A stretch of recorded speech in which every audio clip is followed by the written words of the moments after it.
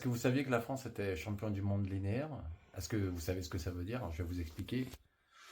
C'est assez simple. En fin de compte, ça vient donc de cette culture, de cette tradition de Ray-Ban Shield.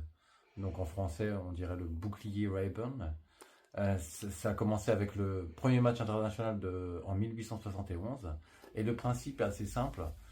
À partir de ce premier match international, l'équipe qui gagne le prochain match devient championne du monde.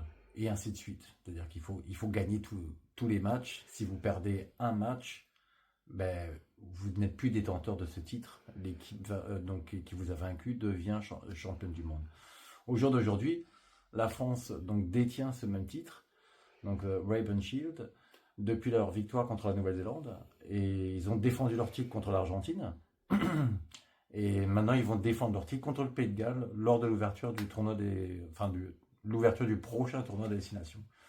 L'équivalent pour le tournoi de rugby féminin existe également. Ça s'appelle donc le bouclier Utrecht Shield.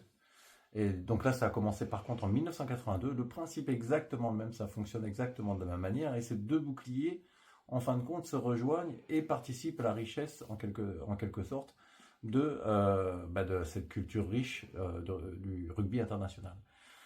Donc, si vous aussi vous voulez participer à cette même tradition, à cette idée de rugby international match par match, sachez, bon, d'une part que ce n'est pas officiel, mais c'est bien réel. Les données existent, les actions existent, et nos champions en action, on peut les voir. Dave rassemble une grande communauté autour de cette même tradition. Si vous voulez partager ça avec un ami, ben, n'hésitez pas. Si vous voulez nous rejoindre, n'hésitez pas. Et si vous voulez taguer quelqu'un qui vous pensez est susceptible d'adhérer à ce même principe, pardon, n'hésitez pas non plus. Voilà, je vous souhaite une bonne année. Au revoir.